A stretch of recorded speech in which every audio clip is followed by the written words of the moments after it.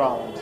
Well, of course, a very good morning once again, my brother Stephen Mbide. He is in Chitintale trying to take a look at the traffic update. The people within the jurisdiction have thrown any regard for the adherence to the standard operating procedures. He says people are out in droves. They are not caring about the threat being expanded more by the COVID-19 pandemic and so forth. But then that demeanor or behavior is being expounded on more by the fact that we are veering towards the end of this 42-day lockdown. And many of the people who are, grappling in their houses with no end in sight are now coming out in droves, and they're saying life has to resume. So if the president doesn't speak earlier, yes, we might see an exponential increase on Saturday of the number of people who are actually clamoring to leave their houses and go out to start even work. So meaning government needs to start right now to expound more on what they are willing to do as an exit strategy plan for this reopening from this 42-day lockdown. But since that is not forthcoming, and as we wait to see what shall culminate from the situation, let's talk to some panelists or experts.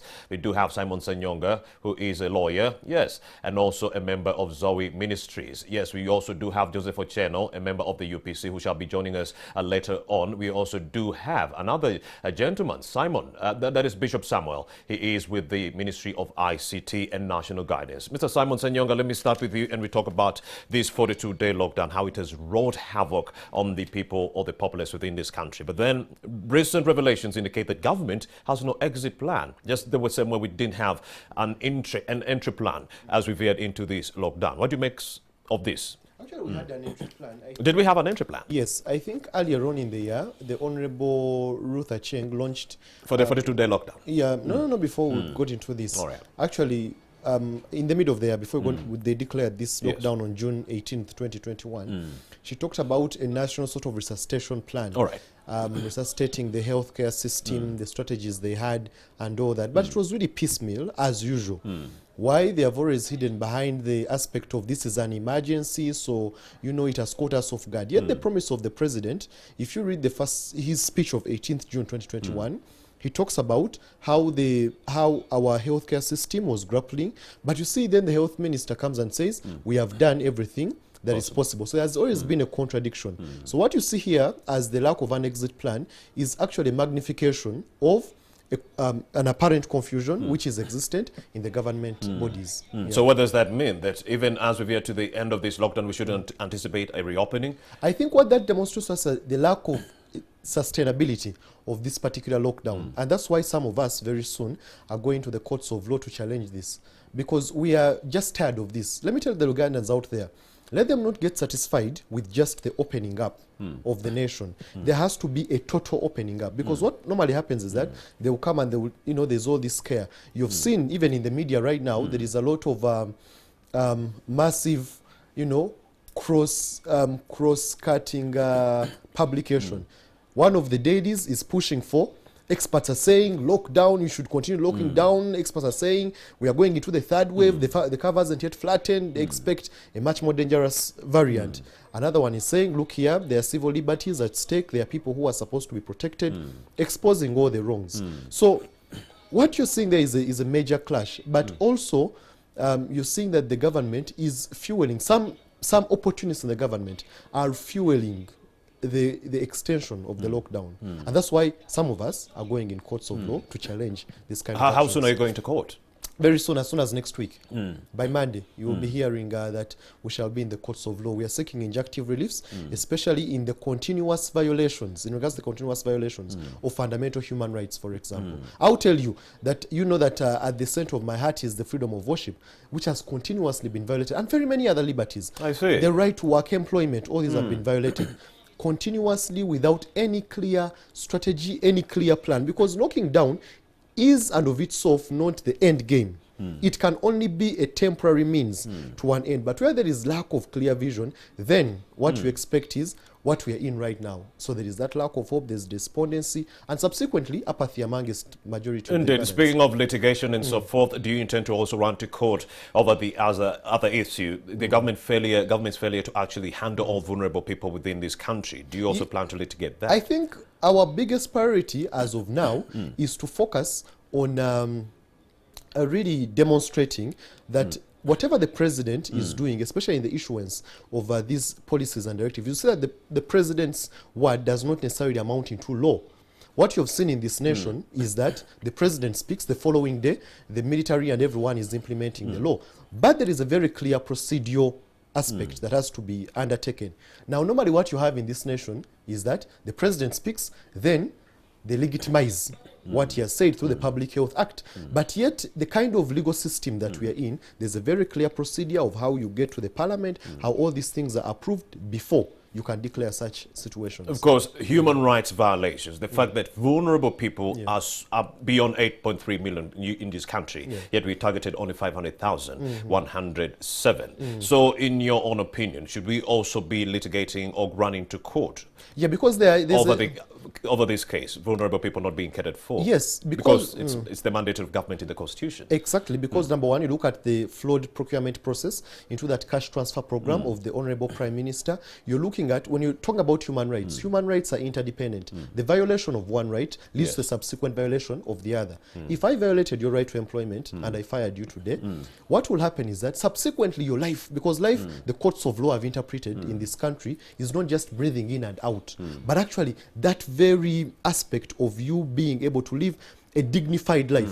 So by treating Ugandans in that way, you're denying them dignity. What lockdown does in this nation is that it takes away the dignity of majority Ugandans. So what you see, I was seeing the updates, the traffic updates, Ugandans are silently resisting the lockdown. And you cannot play with their patience, because at one time there will be that spark in any particular nation. So lockdown can no longer be sustainable, and that's why we have had consistent voices that end the lockdowns now. But has the lockdown achieved its purpose? Because we've noticed, a reduction in the number of infections that we were recording before in the thousands. Now they are under 400, under 300, 327, if you will, the latest numbers that we are getting. In your opinion, do you feel like this lockdown achieved its desired target of reducing cases? The ultimate, by the way, if you read the speech of the president of 18th June 2021, the ultimate was not just in reducing the numbers. Actually, the president said the ultimate of having this lockdown, he said, it is temporary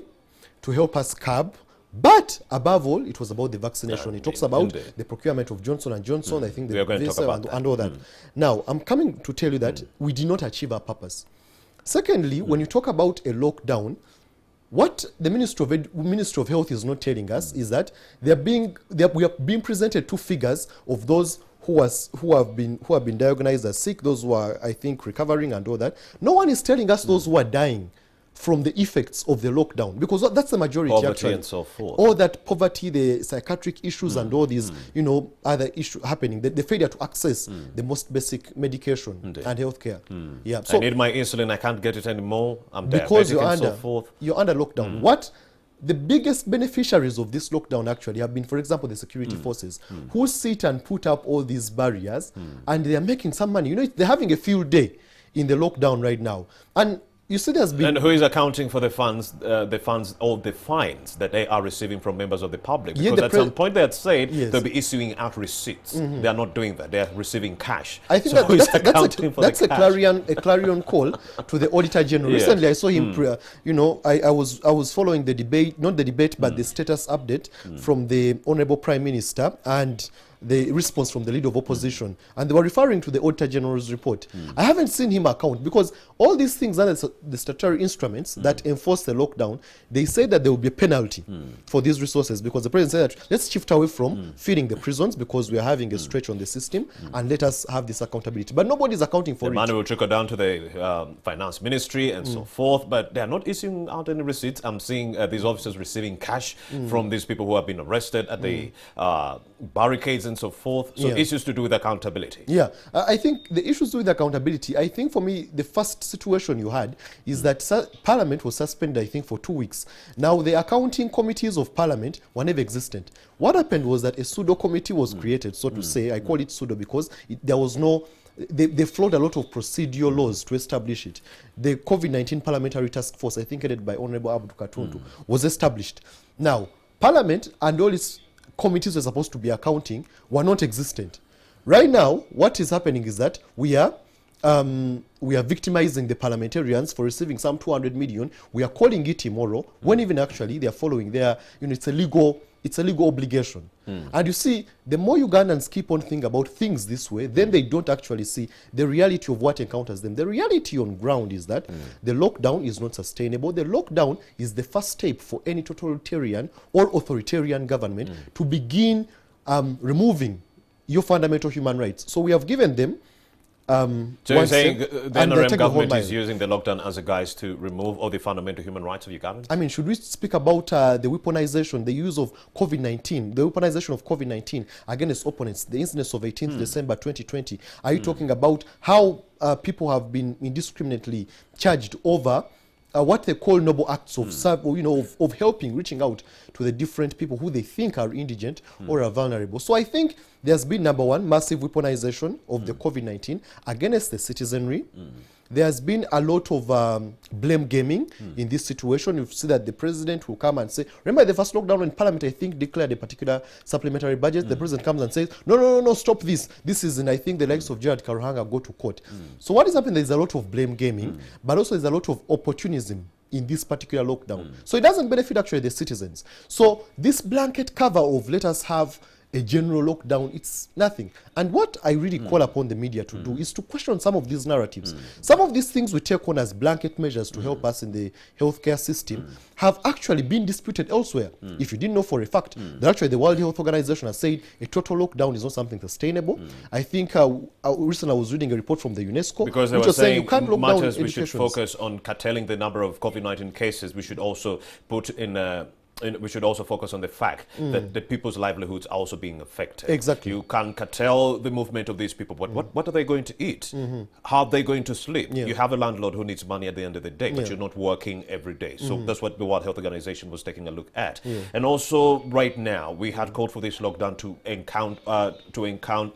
embark on a situation whereby we start vaccinations, which are not forthcoming. So since they are not forthcoming, do you envisage a situation whereby we extend this lockdown and then say we are starting vaccinations? I mean, you've been listening to the reports from, I think, recently I was listening to Dr. Monica Musenero. Yesterday, I think the Minister of Health addressed the nation, and they're saying that there is a particular target. I think they are targeting 5% of the population, it's about 22 million, and it hasn't happened.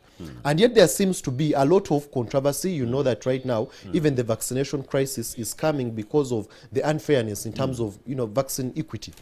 So you're having vaccine inequity, you're having the international community calling us out, sort of trying to control the narrative of the Ugandan system. We haven't yet taken a bold step. You see, the thing is that as Ugandans, we have to begin asking ourselves the ideological questions behind some of these blanket measures imposed on us. We need to stop being so surface-minded and we think it's all about the lockdown. Question the narratives. Where is this taking us? What was the origin of the lockdown? I'll tell you. All right? It was being used in China. You saw that the president of America then, Donald Trump, calls out the World Health Organization. If you're following the debate in the Senate today, Senator Rand Paul, Dr. Anthony Fauci, they're saying that, was this a lab leaked In virus? Wuhan, yes. And they're saying that, was there any authenticity? Did you finance research? We're not asking Then ourselves the these liberals were questions. telling Donald Trump that then the liberals were actually telling Donald Trump that he was out of his mind. Then the same people are now saying, yes, we should go back to Wuhan and see whether or not this was manufactured in a lab. All right, let's go to Ajumani district. Romeo Bisiku from Ajuman.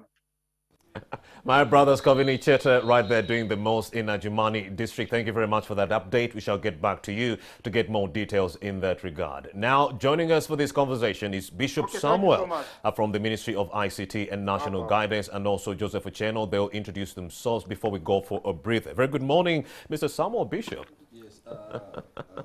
Good morning, Romeo. Your line is not very clear. Indeed.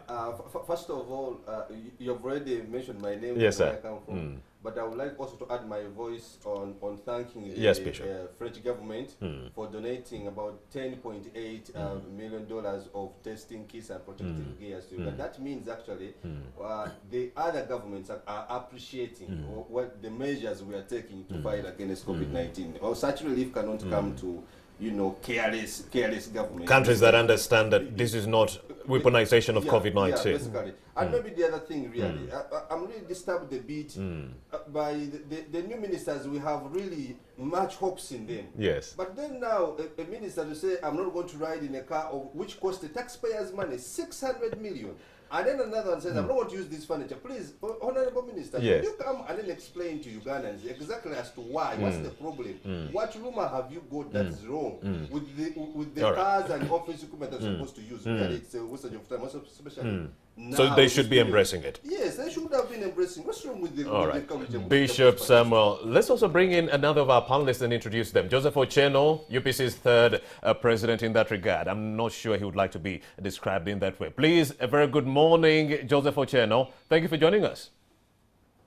Good morning, Romeo. Good to see you, my brother. Yes.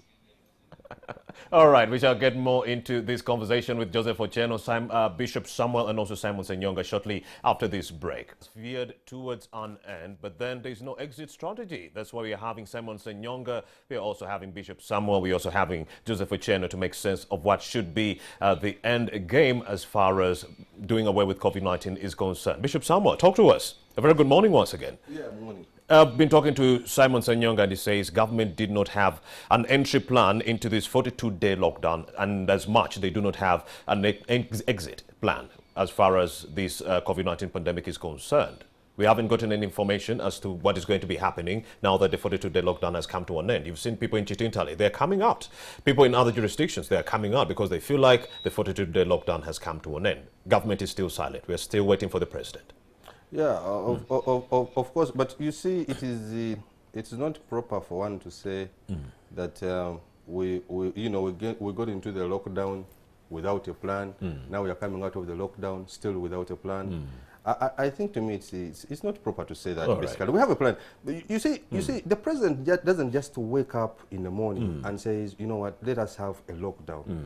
I know a lockdown is not one of the things that Ugandans want.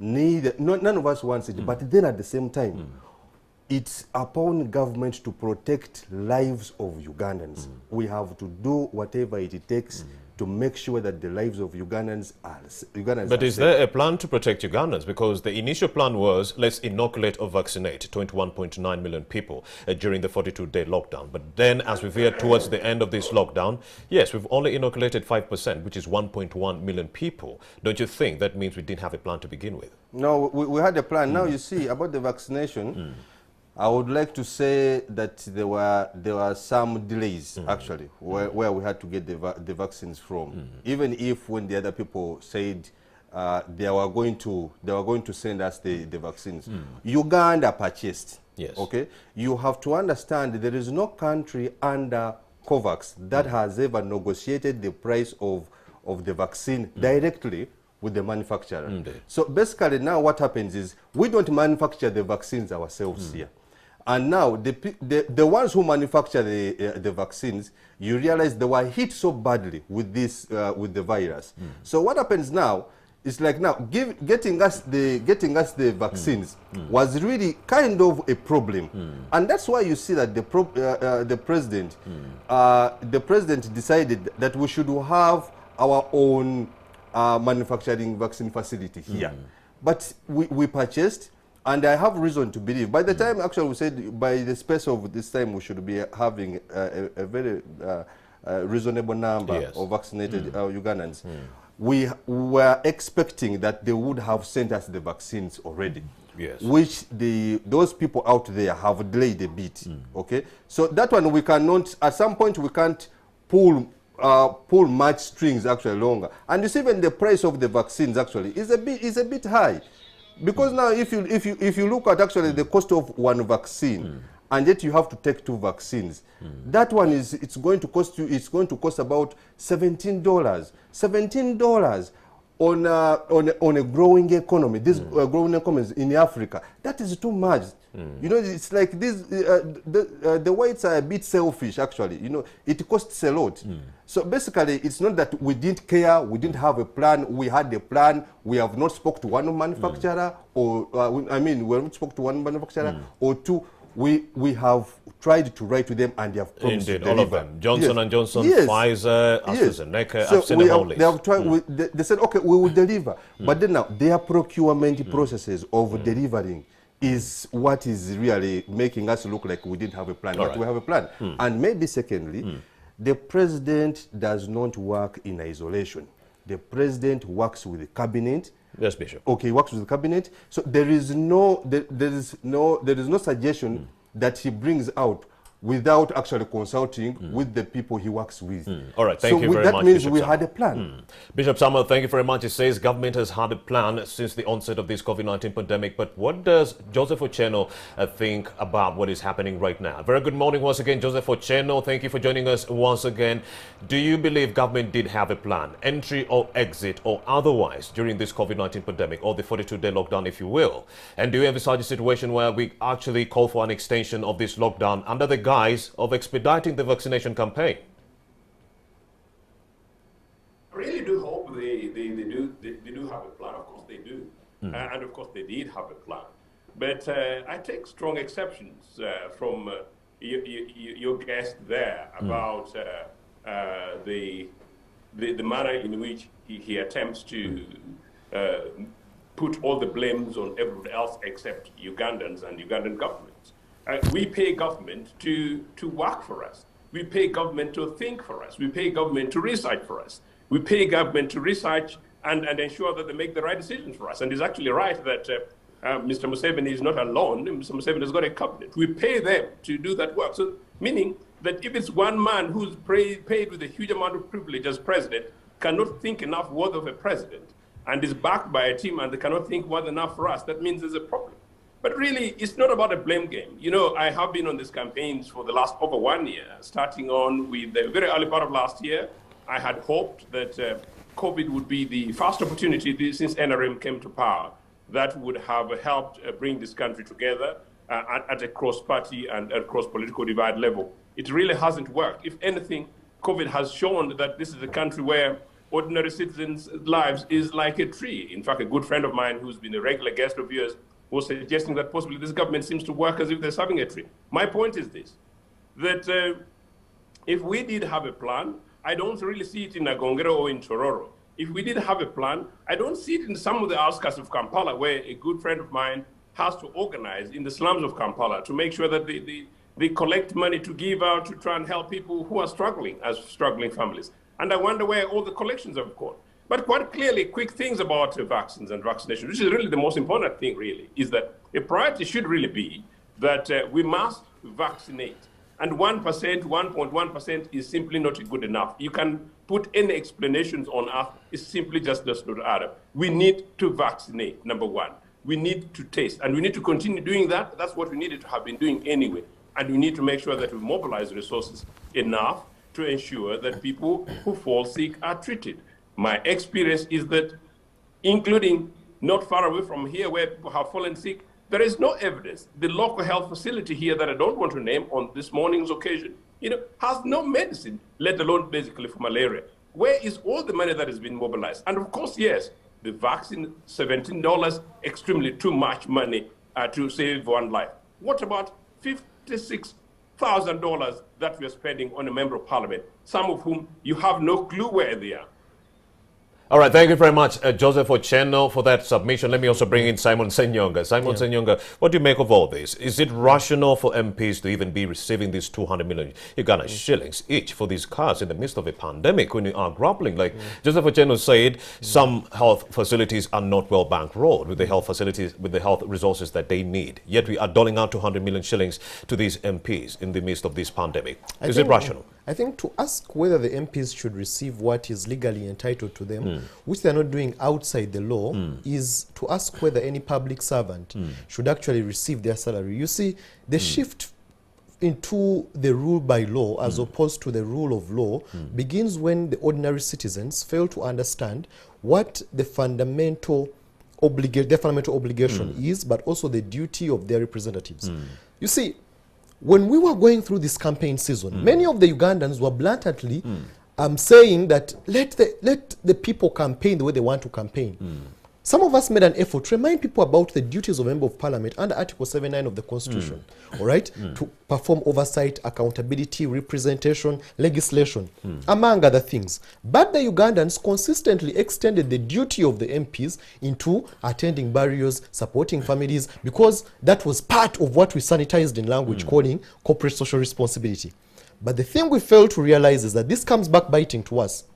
Now, right now, many of these MPs went in those sits as investors. Now that's the They need real to recoup political their money. Right now they're recouping their money. Now you can argue the part of it's immoral, it's illegal. They won't give it but back. where were you when you're asking them for that money to support you for the barrier, to do this, to do this? So let them reap big. And you see, this until as a nation. So this is we learn a some lesson observations to the citizens. To the citizens to awake. Don't You see, commercialize politics. the thing is that the commercialization of politics is a two-way street thing. It's not only on those who serve the resources, but also those who receive. Your moral duty as a citizen was to put them on the line and say, because you had What the are you power. willing to do for me? Yes. At the Now end of the they're day. I mean, let me tell you something. I ran for a campaign, I remember. all right, to represent the special interest group. Special interest created to represent the young people. I spent over 300 million I in remember. an election. I remember. What is 200 million? I'm telling you, it's not. You don't need to make so much noise over it. So until the citizens learn, let us leave alone this political correctness when we come on TV and say, no. I mean, I had my good brother here speaking about the efforts of the president. And I think the president has been the champion, the biggest champion of corruption in this nation. Yes. I mean, plain examples. Recently, you're having an appointment of a minister who was previously implicated in a Gavi fund scandal. Why do I quote Gavi specifically in this season? Gavi was meant for the vaccine, it was meant to help in the AIDS fight. Yes. Where Uganda, where President Museveni, I was watching a recent speech where he was visiting President Bush and was being championed for the fight against AIDS. But you have a minister, I think she's called Kaboyo, the lady, I think Patrick Boyo, something like that, recently implicated. She goes to Parliament, Appointments Committee says, you're not fit for that. Then she comes back, before we know it, Parliament suspended, and she's awakened. How many ministers have been implicated? My brother was talking about very strongly. Some of these ministers who they are saying that they are fighting. Today we're having massive controversies. I was seeing the Honorable Minister Judith Nabakuba saying that, we are putting up, she's making spirited fights for the land, the likes of Honorable Sam Mayanja. But if Judith Nabakuba was the best champion to fight for the indigent, why then did she succeed in Mitiana, where she used to be a champion? Soon after, they were amplifying the likes of Ida Nataba. So the question of where we find ourselves now is a question of us awakening as a nation. We have slept, we have slumbered for so long. Right now, it comes back biting. We can no longer sleep enough, and we can no longer cry enough. I mean, governments all over the world are not simply designed, as my brother said, to merely help individuals. In times where the citizens are inactive and they're not building on their civic competence, what happens is that then you're taken advantage of by the state, because it has the tools of suppression, it has the tools of weaponization, it has the tools of oppression. Now, when you do not realize that this is applied over time and consistently, and you keep on following the most irrational discussions, there is no way you can come out of this. So meaning these MPs are entitled to this money, the 200 million. No, I think let's not try to Because make it this is a what moral this decadence. is what They are was legally this is entitled to what it. citizens were saying. The citizens were saying, okay, we are in the midst of the pandemic. Government is saying they have no money. So where did the 200 million Ugandan shillings come for each of the MPs? 529 from a government that is saying we do not have money. Please donate as Ugandans. I mean, let so us in the wake of donations, they are doling out this money. So Ugandans were like, what is the rationale? I think Ugandans need to stop being very, idle, so to say. I'll tell you, for example, a recent report released by an organization called the Initiative for Social and Economic Rights pinned the government for borrowing. We received grants from the IMF, from the World Bank, from the African Development Bank. One of those, if you realize the budget speech of 2020, the theme of that budget was the recapitalization of the Ugandan economy. Now, resources were brought from the African Development Bank to recapitalize the Ugandan Development Bank. These resources were mismanaged. Priorities were changed along the way. That's why you had reports, for example, one owner of the Akamwesi hostels was deemed to be indigent, receiving over 40 billion. What the government tends to tell us that this is times of emergency. In times of emergency, don't ask for accountability. That's why many who are pushing, the proponents of the lockdown, keep on telling you, don't ask for accountability. One of these biggest proponents has been Dr. Diana Atwine, who has openly said one of the challenges we have in the terms of procurement of vaccines is the rigorous procurement procedures. But you see, under the PPDA Act, there are procedures for emergency procurement. But all those were floated. Those are not my words. The Auditor General's report, which was referred to by the leader of opposition in response to the statement of the status quo by the Prime Minister. All right, Simon Sanyonga is a lawyer and also a member of Zoe Ministry. Let's also bring in Simon, that is Bishop Samuel. He is from the Ministry of ICT and National Guidance. Bishop Samuel, let's talk about another issue right there. Government is mandated to think for the people. Government is mandated to take care of the people, especially in the wake of such circumstances where you do have a raging pandemic. But then the same government is the one asking for members of the public for some kind of help, donations in the wake of this COVID-19 pandemic. Does that make any sense? Is that rational? In the wake of reports that even MPs are receiving 200 million each for cars.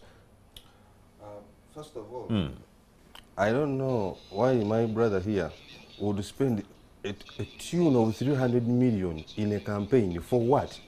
Were you a visitor in that constituency where you had gone to, to stand? If the people there knew you, there would be no reason as to why you have to spend 300 million actually in a campaign. But anyway, the thing of the Bishop is spitting fire. Bishop is a technocrat, not a politician. Yeah, go ahead, Bishop. I'll have a conversation with you. I've had my brother with in Tororo, Joseph. Joseph. Actually, he was saying that government is paid. They pay government to think and so on and so forth. The taxpayers. The taxpayers. Let us not politicize the issue of coronavirus. Yes, it is true. Yeah, Ugandans pay government to think for them, and that's what we are doing. Every measures that we are taking are as a result of a thought process. So we are not denying you any chance of living a healthy life. Every measurement we are taking is to ensure that Ugandans live a healthy life. Now, on the issue that you have talked about, yes, fine, the 200 million really. On one hand, I think the MPs of the 11th Parliament are trying to be selfish to the newcomers. I see. Yeah, the MPs, most especially those ones who managed to make it to come back in the 11th Parliament and when the 10th Parliament, they are being selfish to the newcomers. But in the same breath, really, why 200 million shillings really? Who among those MPs has a car of 200 million shillings? At least let them be sincere. If they really have hearts over the people, if they really care about Uganda, if they really care about the economy of Uganda, let us not just speak about this government is doing this government has drained all the money. I like that, Bishop. But sincerely speaking, you who care about the people, let it not be a lip service. Why would you accept 200 million shillings and you stand on the floor of Parliament and you pass it? You know, if you really have the hearts of Ugandans, I don't expect you even to say that, okay, let each one of us get 200 million shillings. And that's when I said that now Parliament, you make it to look like it's a transaction. For anyone now who wants to join politics or who wants to serve people, it's not about now service delivery. It's about let me go there and I also earn. I need that 200 million shillings. So to me, it's not proper. It's not right. I would expect them actually to okay. I know they would like transportation, but let them, pass something minimal, something minimal. But that is a very big allowance, really. Right. Who among those MPs has a car of even 100 million? And they are receiving. And he reports every day to work. And they are receiving mileage. Fuel allowance of between 10 to 30 million. There is nothing that a taxpayer doesn't pay for those MPs. I'm telling you, we are about to buy for them shoes. Everything we pay for them. That is Bishop too much Samuel money. having amazing insights on Morning at NTV. Joseph Ocheno is coming to us live from Tororo. Yes, Joseph Ocheno, you're still on the line. What are your 2 cents on this conversation? No, as I said much earlier, I just want to repeat a few specifics. One, that it's really not possibly about the insensitivity of the citizens in this country. I can tell you, as I said, I repeat on this program, Ugandans are amongst the best people across the world. We are the kindest. In fact, we are amongst those people who really forgive. You know what? And extremely tolerant. It is just about sensitivity. For instance, beyond the legislators, and I like the context within that which that has been put, the 200 million. Here in Nagongera, I really don't know how many people can afford today a car of 20 million shillings. In fact, they would be very delighted to drive a vehicle worth 20 million shillings. And 200 is a stretch. Number two, Mr. President, Comrade Kaguta, the man of freedom, the selfless sacrificer, asks with a huge amount of insensitivity for 10 billion shillings to beef up his presidential fleet at this time. Just like the guest before had just said, you know, you are the supposed freedom fighter, Obama Deputy Jesus, who landed 36 years ago. Why do you need an extra money to beef up your fleet when you should be walking down the streets of Kampala and people holding you high on their chest? Just think about it. It's about that. Number three, very quickly. What happened when COVID came? And that's what I was saying. Citizens around the world came together. Ugandans came together, started to sacrifice and to offer. What we are saying is this. Those people who have slightly more should possibly slightly give a little bit more to communities. We should say that, well, for today, I'm not going to have a meal, let my others, my neighbor who doesn't have it.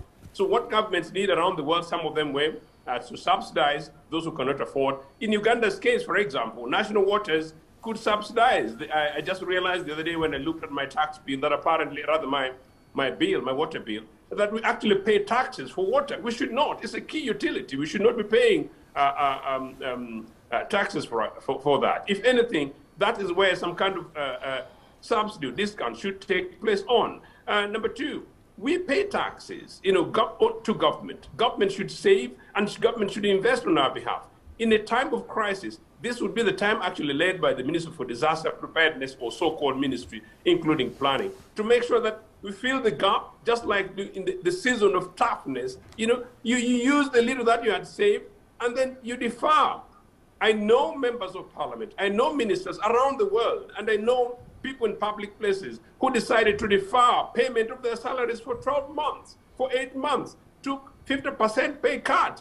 That is what we are asking of this wealthy lot in Kampala who are taking charge of this country and have done so for the last 36 years. And you know what? I'm saying to you, I go around the country and I talk to people, including in this lockdown. I had the other day to rescue somebody with merely 5,000 shillings. I said 6 because that sort of is what I had in my mobile money card. You know what? This is a serious senior citizen who genuinely did not have any money because of this lockdown. Thank you very much, Joseph Ocheno, for that submission. Simon Senyonga, let's talk about another issue. Yeah. This lockdown and so forth. We do not know when it's going to end, but citizens are grappling alike. Do you envisage a situation whereby more people are just dying because of hunger and poverty if we do extend this lockdown on Friday? There's been massive reports on that, and I think NTV has done a credible job in exposing some of these, the unfair aspects happening under this lockdown. You see, when you talk about the government planning sufficiently for its individuals, it goes beyond just the technocrats like my colleague here sitting down and doing, and they do a very good job to think, to strategize, to do all these things. The biggest challenge is that the thoughts that are then are translated into policy many a time are not in total consideration of the people who are they actually meant to, you know, to affect. Yes. Most of these are simply Kampala thoughts, as I would call them. Kampala thoughts. Kampala thoughts, I mean, the thoughts only stop in Kampala. They don't think about a person at the lakeside, at all these places which are far off. Is that why we saw the biggest majority of the beneficiaries of this COVID-19 relief coming from Kampala and the surrounding environment? Because I saw the Lord Mayor, I think immediately after that was declared, he held a session in Parliament together with the leader of opposition, Honorable Matthias Mpuga, and they said, look here, Kampala, which is the epicenter of the outbreak of the coronavirus, has gotten meager resources in terms of the response. And you know what then happens is that the people who are supposed to be counted on, because the thing is that in the situation where we are, there is little hope from the government, all right, on all fronts. And this has to do nothing with the politicization of the discussion. The first champions of politicization of the COVID-19 debate was the government. When the government took a step to allow elections to happen, that was the first mistake. That was the first aspect of politicization. When the president ever stood and said that, look here, you, Honorable Zake Butebi from Mitiana, why are you serving, food relief? That was politicization. We served it again and we cancelled it. The mere fact that you're having people who are being deplatformed, people who, some of us who hold very strong views against lockdown, we are called all manner of names, conspiracy theorists, anti-vaxxers, all manner of things which seem to demoralize. But what we are doing is this. If the government cares, let them allow people and the nation to access information from all fronts. Let them not hide under the aspect of this is the safest information. What safe information means that there should be a potentiality of us countering it.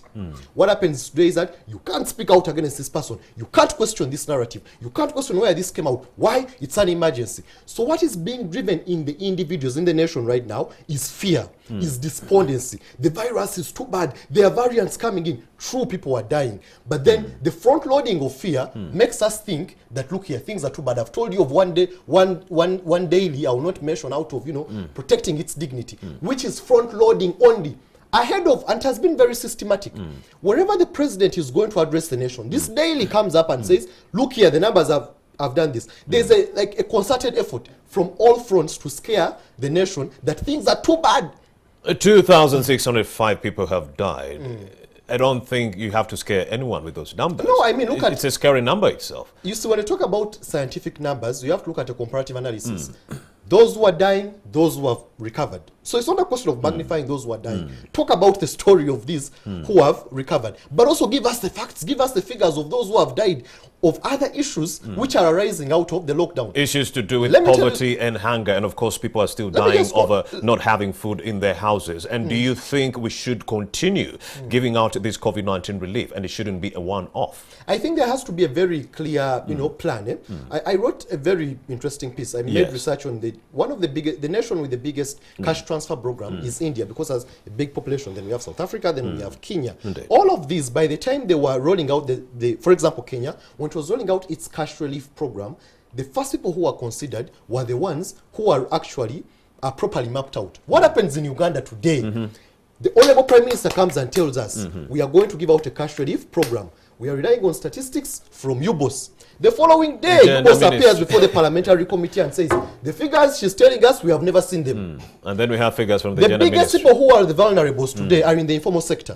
There is no clear data analysis of the informal sector because there's no clear policy regarding that. So this whole thing, what happens is that when they come before the media, they bastardize and stupefy the debate. How? By causing diversionary tendencies. So right now, no one wants to question the accountability.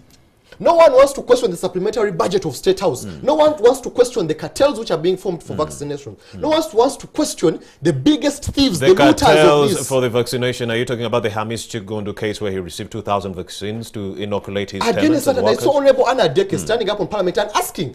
And the Honorable Nabanja diverted the debate. But the thing I'm saying here is this.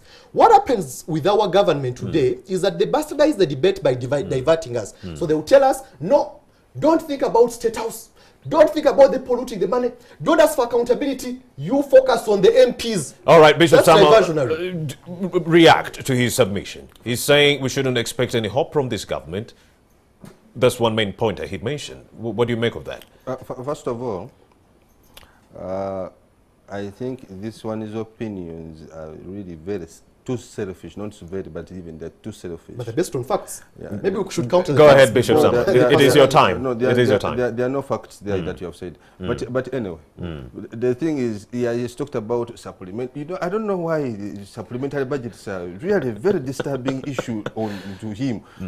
He has talked about supplementary budgets, accountability. My dear brother, listen. I have a duty. Lord. Sorry, I have a duty under Article 17 of the Constitution to ask these questions. All right, you don't have a duty to actually say let him there are respond. no clear facts. I'm telling you my legal obligation. Yes, Bishop. And I'm doing it very honorably. You are very lucky. You are talking about legal obligations here because of the government has given you that space to talk about legal obligations. Here we go again. There are governments that you would not even sit here. In the Armenian government, this would not have been possible. You would not sit, and we don't argue that. It's why do you compare ourselves? Why do you want us to Bishop Samuel, go ahead. The good thing is, look at the bad countries. The good thing is, let Bishop finish. The good thing is, actually, I'm not comparing Uganda with USA or any other country. I'm talking about Uganda. With other failed states. You're comparing me to failed states. No, all right, Bishop, we are running out of time, please. Was a failed state then. It's not now a failed state. Well, it's a failed state. We have accountabilities that is talking about supplementary budgets and so on.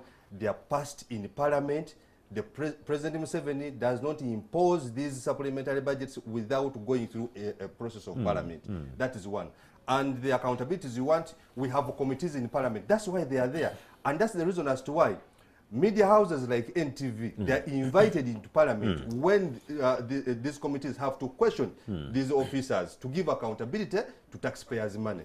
Okay, this is the only transparency government that I know that has where accountabilities are given in light. But there has not been transparency when it comes to the distribution of COVID-19 relief. And then many of the people are wondering, should we be continuing with the COVID-19 relief or should it be a one-off? Let me tell you, that will come. All right. Yes, that will come. Be patient.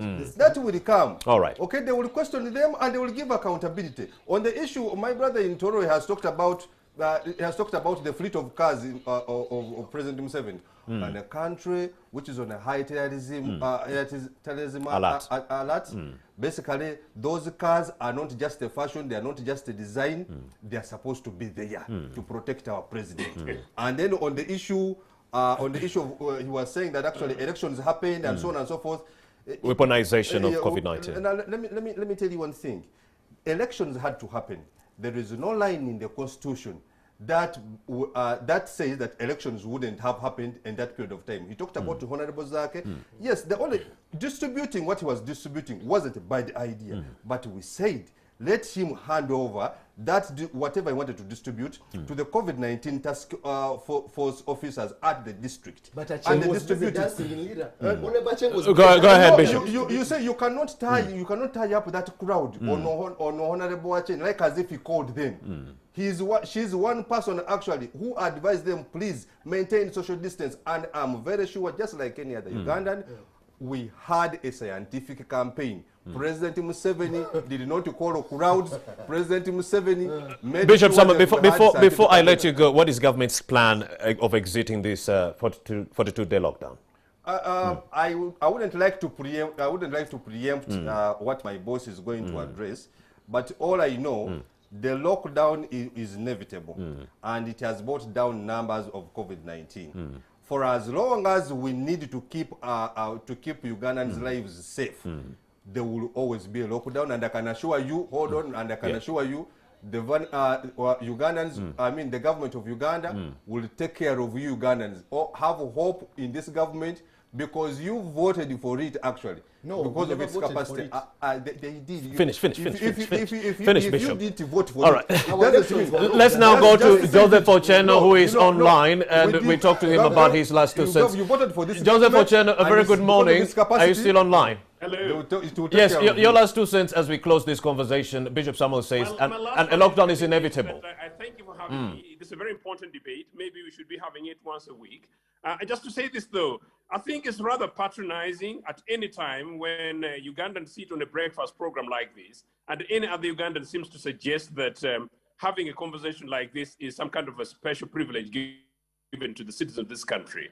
And two, to hold the government to account on anything is possibly another gift which we should be clapping for. It's absolutely wrong. But those are another issues for another day. Number two, very quickly, I totally agree with Mr. Museveni's chemical early kind of spokesperson that the death figures, as it is as possibly 2,600, we shouldn't really be politicizing this. And nobody has. Just that I suspect actually the figure is slightly higher than what is being given, number one. Number two, we should be giving factual figures because that's what human nature is all about. The clearer, the louder, possibly even the larger, so long as it's not exaggerated, should be the right thing. So from that point of view, I think the government is right to give as much as possible. If anything, we are demanding for a lot more. If anything, I suspect maybe they're being conservative about it because of their incompetence. But number two, I just want to tell people that behind Tororo, there is a big research center, which is now a forest, UTRO, a research center. Had this government in 36 years invested well in health, research, and education, perhaps our COVID vaccine would already have been produced in Tororo ages ago. Just some food for thought. And finally, there is something that government could do. Thankfully, we are coming to the end of this lockdown, hopefully. But in future, going forward, one of the things they could have done, for instance, instead of turning legislators into ambulances, they could, for instance, have said that anybody who dies of COVID, government would take responsibility for transporting the body, the burials, including a coffin, so that the families don't have to keep begging around. That is one way of relief by a government that cares. But for this one, we know it has no clue except an interest in itself. But that said, This country belongs to all of us. It is possible for us to use this as an experience and make sure that we prepare next time, whatever happened. If it's a third wave, we hope there's no third wave, but whatever happens in this country, we come more together as citizens to protect our lives and to save our lives and to make sure that we grow as a nation, one in people, rather than playing politics with the livelihood of our peoples, especially some of the things that we've been seeing recently.